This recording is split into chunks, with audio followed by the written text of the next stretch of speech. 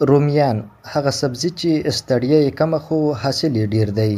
له تیرو څو کلونو راهیسې د بلخ کروندګر هڅه کوي چې کرنیز میتودونه او کښتونه بدل کړي ترڅو د حاصل پر مهال د خپلو زحمتونو مثبته پایله ترلاسه کړي.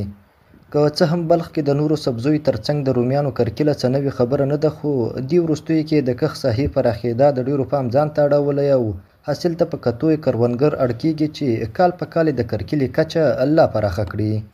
د بلخ د هدادي ولسوالۍ اړوند شیرآباد سیمې کروندګر وایي له تیرو څو کلونو راهیسې د رومیانو کرکیلې ته مخه کړې چې سږ کال د تیر په پرتله حاصلات ښه دي، خو زیاتوي چې د رومیانو بیې ورځ تر بلې ښکته کېږي چې دې چارې پر بزګرۍ منفي اغیزې کړي دي.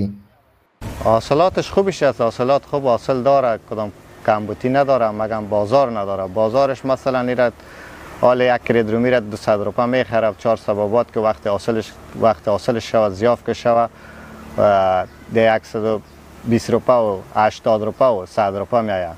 بازار نداره. ما که خرچ مصارفی که میکنیم برای گشتن و خرچ مصارف ما نمیشه. در این بخش یک توجه بکنه، سردخانه جور بکنه یا فابریکات رو به فعالیتش پیشتر و پیشتر بکنه.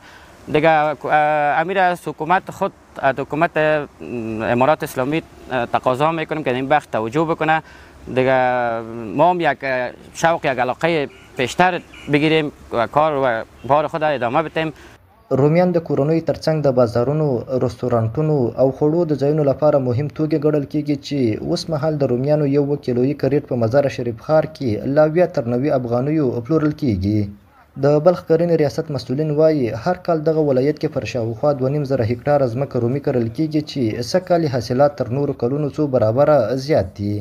نبات رومیان که کل ما شما یک محصول بسیار خوب داره که ما مجبور هستیم که از او استفاده 100% بکنیم و هم در ولایت بلخ سالانه تا 2700 2500 تا 2700 هکتار کشت میشه که شروع حاصلات رومی نو شروع شده و تا فعلا نرخش خوب است و در آینده احیانا دیقانا از این رومی را کشت زیر بلد داره، بلدیت کامل داره، هر دیقان میخواه که کشت بکنه و یگان اندازه نرخش وقتی که حاصلات زیاد شد نرخش پایین میان. د بلخ کرنې ریاست چارواکي زیاتوي هڅه کوي چې راتلونکی کال د رومیانو لپاره د پروسس فابریکو جوړېدو ته هم زمینه برابره کړي څو کروندګر وکولی شي خپل حاصلات په مناسبه بیه وپلوري او د زیرمه کولو ستونزې یې هوارې شي. با تجار محترم خواهش میکنیم که دست دیقان بگیرد تا که ما ایجاد فابریکای روبه در مزار بسازیم. ضرورت نباشه که ما تا چی وقت از محصولات خارجی و از روبهای بی‌کیفیت بیرونی که مواد کیمیایی را میندازه تا اینکه خراب نشه در کشور وارد میکنه که بازم پیسه ما ختم میشه و هم محصول دیقان ما بعدا به وقت و زمانش خریداری نمیشه. د هدادي، نهرشاهي، بلخ، شولګر، چمتال، دولت آباد او چهربولک د بلخ له هغو ولسوالیو دي چې کروندګر یې تر نورو خلکو ډیر رومیان کري او د دغې سبزي حاصلات د خپلو اقتصادي اړتیاو د پوره کولو لپاره مهمه او اسانه لاره ګڼي. امان الله عادل، حریت راډیو، مزار شریف.